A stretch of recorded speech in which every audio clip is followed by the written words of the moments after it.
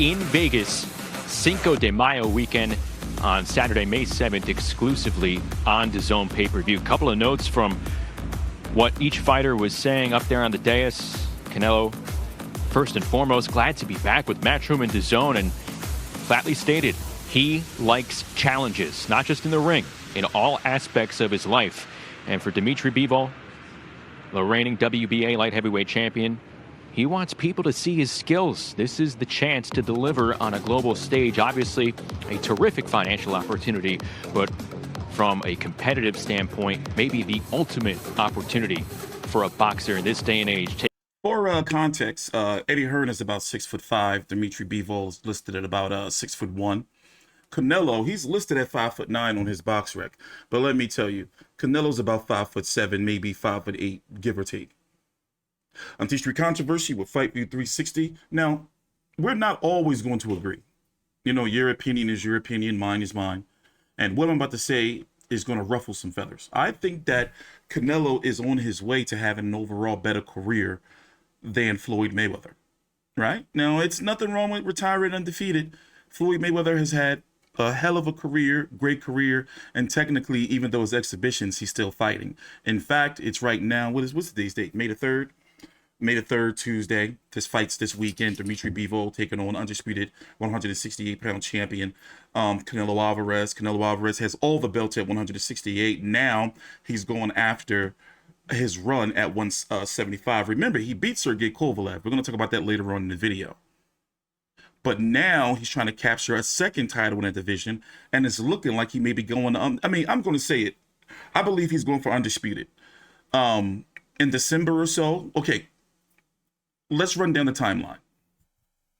If he beats Demetrius Bivol, which I'm not confident he'll be able to do,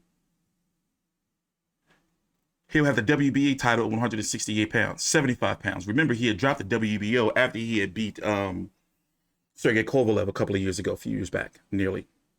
This September, if he beats Bivol, he's expected to defend his 168-pound titles against Gennady Golovkin, who just a few weeks ago, about a month or so ago, defeated Ryota Murata in a very scary fight at the beginning, but nonetheless, he got the stoppage. It would be Golovkin's debut as fighting for a championship at 168. You know, like full-fledged debut at 168. Yes, he's weighed over the 168, 60-pound limit when he had fought, I forgot the guy's name. But nonetheless, this is supposed to be for all the marbles. Now, if Canelo beats him in September, heavily rumored that Canelo may be going to the UK to fight a John Ryder, you know, as like a cool down type of fight. And he's always wanted to fight in the UK anyway, possibly a stadium fight. Then in May next year, fight the winner of Demetrius Bivol, Artur Beterbiev, WBC IBF champion and current WBO 175-pound champion Joe Smith. They are set to fight June the 18th, even though I don't believe it's been officially announced yet. So let's jump into it. Let's get down to the nitty gritty on Street Controversy with Fight View 360. This fight is going to be taking place on the DAZN pay-per-view. It's going to be what? $79.99 if you don't have the DAZN. But if you have the DAZN, you're going to be paying $59.99, and including your $21 subscription after taxes. Now, a lot of people are upset with the DAZN because they were pretty much saying, you know, their motto in getting into the sport was pay-per-view is dead, and here they are hosting a pay-per-view. Canelo is rumored to be making how much? Let me look this up real quick. Let's do a little bit of a jump cut. Now, the rumors are he has a 2-fight deal for 110 million plus, something like that. How much is he supposed to be making? As you can see here, $59.99 for current subscribers, $79.99 if you buy through your local cable provider. For example, I have Verizon Fios. That's where I purchased it through. Let's see. Al Heyman attempted to keep Alvarez on the PBC payroll, but despite a strong offer, he fell short. Heyman offered Canelo a 1-fight deal worth upward to $45 million to face Jermell Charlo. He subsequently offered him a 2-fight deal more than $100 million for fights with Charlo and a September fight with David Benavidez. We're going to talk about all this in detail. However, Alvarez turned it down. But what is supposed to be his purse for Bivol?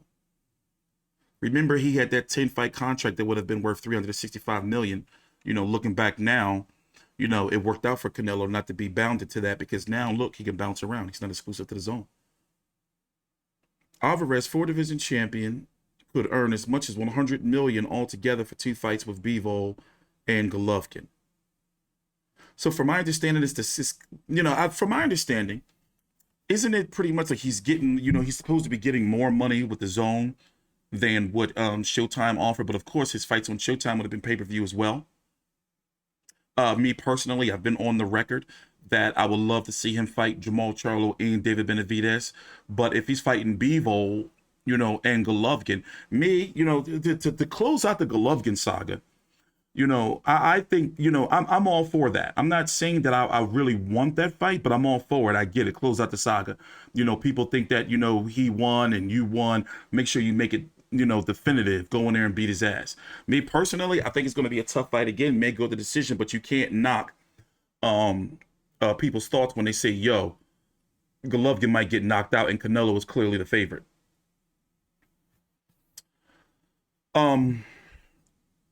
Looking at Canelo's record, let's go look at his resume real quick. 57-1-2 with 39 KOs, 31 years old. Caleb Plant. Now, let me tell you something. No disrespect to Caleb Plant, but I've never been high on Caleb Plant. You know, he just was a belt holder to me. He was a title holder. He wasn't a champion to me. 21-1 with 12 KOs, 29 years old. Because if you look at his resume, Caleb Truax, Vincent Fegan Boots, Mike Lee, Jose Utkata guy was never a boogeyman to me, because he only got boogeyman status because of, you know, him beating up Andre Durrell. But Andre Durrell was never the same, you know, after his injury. So I never really ranked that really highly. And then since then, he was given the boogeyman status and he lost to Caleb Plant. So if you really look at it, you know, Roger Leo, Bad Medina, Andrew, like, there ain't nothing really there. No disrespect, but, you know, I'm not here, excuse my language, to jack fighters off. You see what I'm saying? Like, we gotta tell it like it. We gotta tell it like it is. You know, Caleb Plant's a very, you know, talented fighter. You know, very outspoken fighter. But, you know, for a person like me who watches, you know, hundreds of fights a year, like, this resume don't appeal to me for me to be like, oh, him and Canelo, man, like, that's a real good win on Canelo's. I mean, it is, because he was undefeated, but at the same time, nah. Billy Joe Saunders, he just put on a shit performance, got his face broken. We haven't seen him since. I really was disappointed in Billy Joe's performance, but nonetheless, he couldn't do anything. Avni Yildirim, well, let's face it, Avni Yildirim wasn't supposed to beat. Let me tell you how Avni Yildirim got this title shot. Avni Yildirim wasn't supposed to beat Andre Durrell. It was a cut, right, that stopped it. But this wasn't supposed to happen. It was supposed to be Anthony Durrell, the brother of Andre Durrell. And something happened where Yildirim went to some barbecue or something, you know, and his team petitioned for him to be WBC mandatory, and Canelo just yanked up that belt. Now, mind you, David Benavidez had lost the belt. You know, don't get me started on Benavidez. Like, that's just, you know, a disappointing situation. The Callum Smith fight was a very high quality win for him. He was the guy at 168 pounds, like the champion, the guy. And Sergey Kovalev was going through a lot of things. And, you know, even though it was a nice quality win for Canelo, and Canelo was having some issues, you know, with the jab of Sergey Kovalev. But let's face it, Kovalev's belly was full of vodka, and he had that big time open case where he was being sued for that alleged, I'm pretty much sure it's proven now, you know, he beat up that woman. Danny Jacobs was a huge fight. Rocky Fielding, people were like, whoa, Canelo's moving up to 168.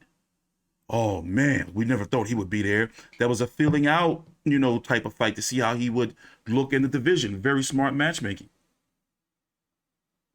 Golovkin, I'm not even going to get started because people are going to start arguing about who won, and that's all your opinion. Me personally, I have it 1-1. Personally, I think that, you know, I think that Canelo clearly won the second fight. Golovkin, I gave the first. Julio Cesar Chavez Jr. This was at a weird catch weight of 164.5 pounds. And it was weird timing because this is around the time it was all that shenanigans with them playing the round robin with Golovkin. Remember, Golovkin had agreed to step aside for Canelo and Miguel Cotto to happen. Cotto had to pay Golovkin something like $800,000 and then tried to burn the WBC. It was, you can look that up. Then he fought Amir Khan at a catch weight of 155 pounds. Canelo weight, no stripes for that. And to not fight Golovkin, he boiled down, got butt naked on the scales to weigh 154 again to fight Liam Smith for that WBO title that he would soon vacate. Just to move up to legitimately or super Canelo weight, 164.5, to fight Chavez Jr. Like, it was some shenanigans here with the Golovkin fight. They definitely wasn't confident around this time. I'm not saying it's way different now, but if you can just look right here, these fights 1, 2, 3, 4 were all supposed to be Golovkin. But we can understand why Cotto, because it was the big money fight. And Cotto definitely didn't want no parts of Golovkin. James Kirkland, nice solid win after the very tough fight against Erislandy Lara. Erislandy Lara, if they fought again in a rematch, I think that Erislandy Lara would definitely get his ass knocked out. But once again, they are now weight divisions apart. Alfredo Angulo, that was a comeback, get back fight after being outclassed and schooled by Floyd Mayweather, in which Canelo weight was born. If you don't know, Canelo couldn't make 154, so at the last minute, I believe it was like the day of the weigh-in, they changed the contract and the weight to 155. You couldn't have Canelo miss weight on the scale. And then, the Mayweather fight, 152 catch weight. They said, Canelo's team said that they would, fight Mayweather at, 150, 150. I think it was 152. They did see that weight. And Leonard Ellerbe and Mayweather was like, all right, he want to fight. He said 152. All right, 152. And then during All Access, Canelo and his team bitching and complaining about, it not being 154. It's like, bro, y'all said it. Austin Trout, very high quality win. At that time, it was the biggest win of his career. To me, over Shane Mosley, because Shane Mosley was pretty long in the tooth at that point in time anyway. The Jose Zito Lopez fight was because Jose Zito Lopez had broke Victor Ortiz's jaw while Canelo and De La Hoya was sitting ringside. I covered all these fights, post-fight video for all these fights.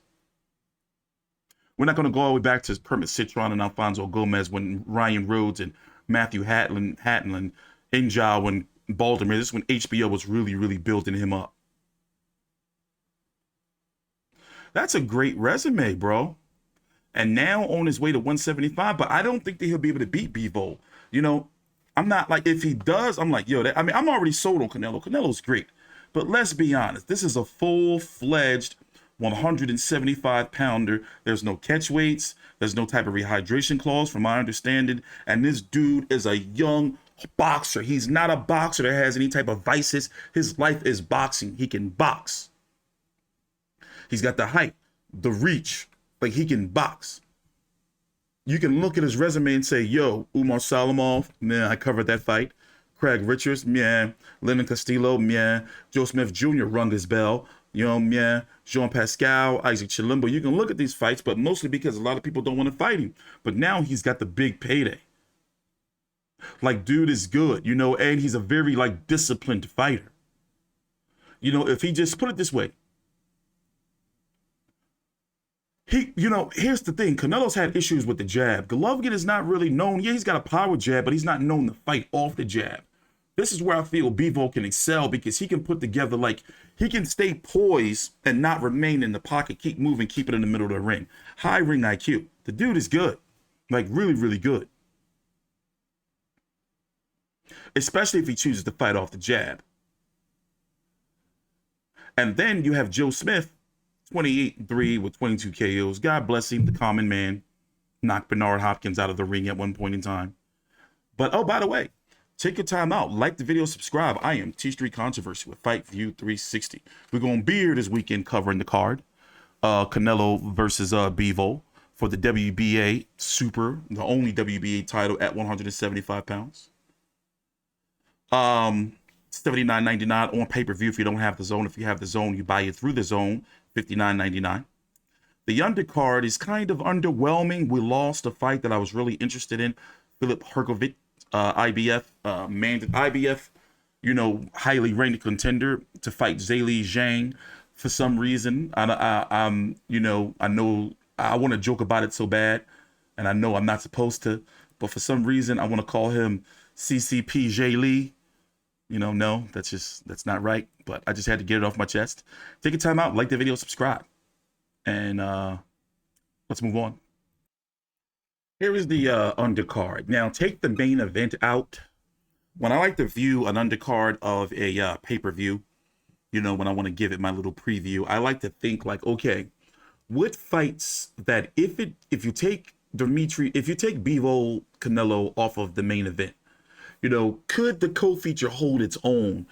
And right now, even though I like Montana Love, I first discovered him on the undercard of what card was that? Jake Paul versus Woodley 1, I believe, when he beat the shit out of Ivan Baranchyk. Yeah, Jake Paul versus Woodley.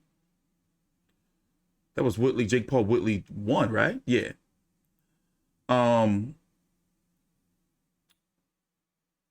Still, nonetheless, I really don't rate him too highly just yet. How old is he? Where's he at? What did I do? What did I do? Leave that one up? All right. I don't rate him just highly just yet. 17-0-1 with 9 KOs. Ohio. So he's a 140-pounder, right? Super light. Let's see if he's ranked. My website, FightView360.com. Link down below in the description box. Our rankings are updated monthly in accordance to the sanctioning bodies. Let's go down to 140. Basically, I got to be honest with you. This is not this is an undercard where you can go be doing other shit, Like, it's not a very busy day for, like real big, really, it's not a busy day this weekend. For example, we're going to look at the boxing schedule. So where is he ranked? Do you see him anywhere? Okay, number 10 by the IBF. Boom. He is not ranked by the WBC, WBA, or WBO. And who's this dude he's fighting? 25-2-1, 27 years old, 15 KOs. Now, what I like to do when I see a guy with a record like this, you're like, okay, all right, cool, tough Mexican warrior. But then I go look at the level of competition. And then you see this 31-20, right? Knocked him out in 1. Now let's go look at Mr. Juan Jimenez. See, been knocked out 18 times. Lord, where's his family? You see? So, that's what I like to do. Go look and see the guys that they've been fighting. So really, that means I'm not going to rank this dude that, Montana Love is fighting very high. It's just going to be like an action, type of fight that's supposed to produce knockouts. So even though you see these undefeated fighters right here taking on these fighters with nice looking solid resumes, like a 25-2-1, 22-2-1, you still got to go take a deeper look to be like, okay, so who are these guys knocking out? Another, Mexican warrior from Guadalajara. Remember, I'm half black, half Irish, and half full-blooded El Chicano Mexican. So see, look, Javier Franco, 35-21. Look, he's been knocked out 12 times. You see what I'm saying? These are the quintessential Mexican warriors. So you see, he fought this guy. Wait, why are we looking at his resume? Oh yeah, because he's fighting this guy right here, Shakram Gayazov. I'm guessing he's the A side. Uzbekistan. Let me know. Is it anybody at the undercard I'm supposed to know and be looking out for? It's like, all right, cool. I know Mark Castro. What he what he reminds me of? And I hate to say it like this, but he reminds me of like a ventriloquist doll. 22 years old. He got dropped in his last fight and came back to win. This was a tough fight. Yeah, he looks like one of the ventriloquist dolls. And I'm sure he's probably heard it before. Poor fella. But yeah, and I was really looking forward to Zhilei Zhang versus Filip Hrgovic, but word on the streets is that Hrgovic lost his father. So prayers to him and his family. And this was supposed to be like him and Zhang Zhang, CCP Zhang Li. They were supposed to fight. Oh, I don't listen. I'm not. Let me stop saying that. Because I don't want to disrespect if he's not CCP Zhang Li, if he's just Zhang Li. 23-0-1 with 18 KOs. Dude, the Chinaman. Zhang Li, Big Bang Zhang. 39 years old, southpaw. Not really known. Like, people been looking like, yo, dude getting this push. But put it this way, this was supposed to be his big break. They'd be like, all right, show us something. And now, they got to reschedule it. So they're looking for somebody for him to fight. Let me Google real quick to see if anybody's name pops up. But yeah, I ain't gonna lie, man. I was looking forward to that fight. Hrgovic versus, Croatia versus China. Felix Hrgovic has pulled out of his IBF final eliminator versus Zhang Zhang. It's believed that the reason is he's been unable to concentrate following the loss of his father. Yeah.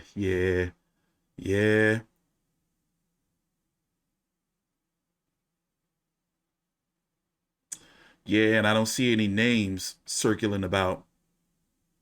Somebody was like Chris Lovejoy. I would love to see that. That would get my blood boiling.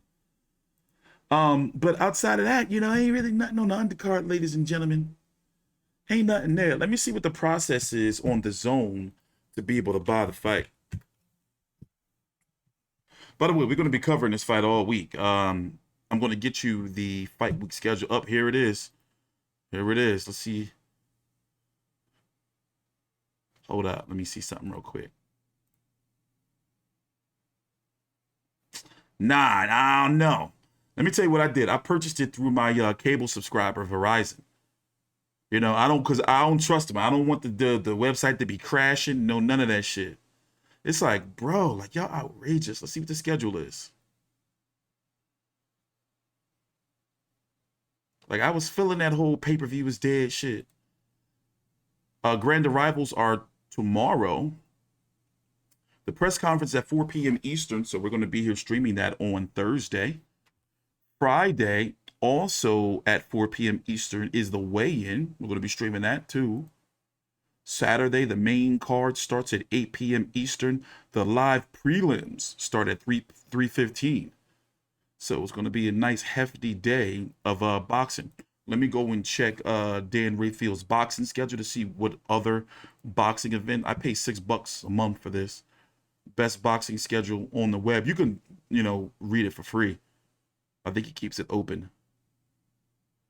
Where's the boxing schedule? Here we are. Let's see what other events we have that day. Now, see here. So cool. Here's this card. Ah, damn it. That hurts. So yeah, nothing of real note that's like calling out to me to be like, yo, make sure you catch this on Sunday after the card. So basically my focus is going to be on Canelo versus Bivol. That's my focus. But let's go back to the original topic of the video. If Canelo goes on to beat, Bivol, and then goes on to beat the winner of Joe Smith and Archibald Beterbiev, he'll be simultaneous, unified, undisputed champion in two divisions. That's WBC, WBA, IBF, WBO, Ring Magazine, and whatever fucking belt the WBC makes up. They always got some belt. By the way, down below in the description box is links to the WBC channel powered by the Vive Network. Roku, Android, Apple, right down below. You can find my content there, other content creators from boxing and exclusive interviews. The one they're running right now is from Mike Tyson. But yeah, the WBC is going to have that commemorative belt and all that shit on the line. So, imagine being that, right? Canelo's going to be that in two divisions simultaneously. Because as it stands right now, expect for the winner of David Benavidez, who's going to be taking on David Lemieux. Oh, my bad, hold on. Expect for the winner of David Benavidez, who's going to be taking on David Lemieux. That's supposed to be for the WBC interim champion. But expect for Canelo to possibly be made the franchise champion, so he won't have a mandatory here.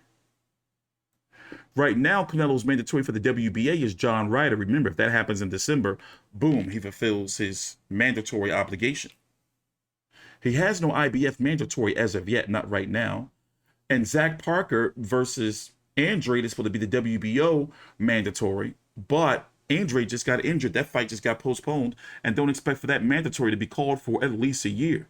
So basically, Canelo, if he wins against Bivol, beats Golovkin in September, fights John Ryder in December. Next Cinco de Mayo, face the winner of Beterbiev, Joe Smith, whoever has those 3 belts at the time. He can be a simultaneous champion with no mandatories in 2 different divisions. Now, of course, he would have to vacate, the ones, I believe he would have to vacate the WBO 160 pounds, but still, he'll still be able to hold on to him, and actually say, right now, I am the only champion in both of these divisions, something that Floyd Mayweather has not done. Floyd Mayweather has a great resume, but Canelo is like fighting fights that not only we want to see, but challenges.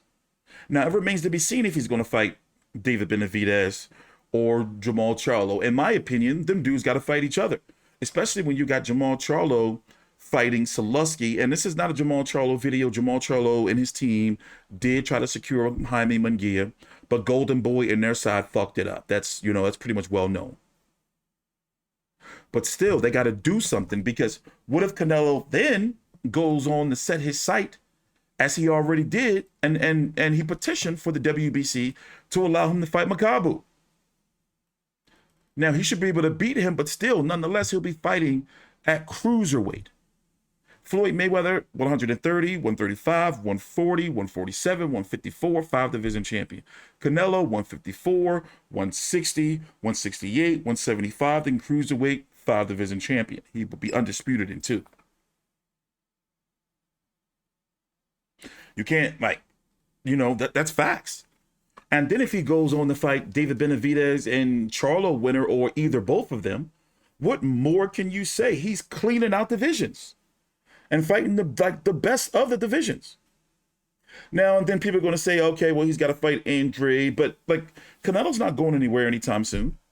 And as you can see, these guys are chasing him through divisions. Even David Benavidez is talking about moving up if he can't get big fights at 168 pounds. Charlo is going to have to move up. I mean, who's he going to fight? Unless he's going to wait for Golovkin to either lose to Canelo or, stay at 160. Maybe try to fight him. I don't know. But that's going a little bit too far down the path. Either way, I'm all for it. I'm going to be here. And right now, I got to be honest. I'm starting to think I'm starting to be convinced that if Canelo does all of these things we talked about in this video, he is on his way to being he's on his way to being one of the greatest, he already is, of all time, but in my opinion, surpassing Floyd Mayweather, despite Floyd Mayweather being the businessman that he is and making all of this money and smart investments and all this and being undefeated. But nonetheless, Canelo's doing some things that I just don't think that Floyd Mayweather is going to be, he hasn't accomplished. I'm T-Street Controversy with Fight View 360. Take a time out, like the video, subscribe. Let me see, did I miss anything? Trying to make sure I missed nothing. Oh, the shoulder content. I was checking out some content on the DAZN's YouTube channel. And, shoulder content is content like HBO Face Off with Max Kellerman, Showtime All Access, PBC Fight Camp. The DAZN, they are really lacking in that area. They seem to be doing good on social media, with engagement and putting content out. But as far as video content, it's I want to see some build-up shit, not just during fight week. Because, of course, we're going to be slammed with all this stuff because, you got the grand arrivals, press conference, media workouts, weigh-in. But I'm talking where, just because it's Canelo, yes, Canelo's going to sell. But damn, give us something, us hardcores to get hype about. You see what I'm saying? But I'm going to be here this weekend. And since I was able to really take my PC apart and rebuild it, and there's no other fights on, we did do a live stream during during Golovkin and Murata, and we're going to definitely stream during Canelo versus Bivol. So once again, I purchased through my Showtime files, and if you want to buy it, you got to buy it through the DAZN with a subscription for $79.99. Or $59.99 if you have a sub, or if you're buying through your cable dish satellite subscriber, it's going to be $79.99. And where is the fight? Oh, the DAZN over in the UK and the DAZN over in Australia, and supposedly the price is supposed to be raising over in Australia for the fight. Interesting. Meaning after Canelo Bivol, they're supposed to be going up in the price to $15 or something. But take your time out, like the video, subscribe, and T-Street Controversy with Fight View 360. See you guys for the press conference. Thanks for watching.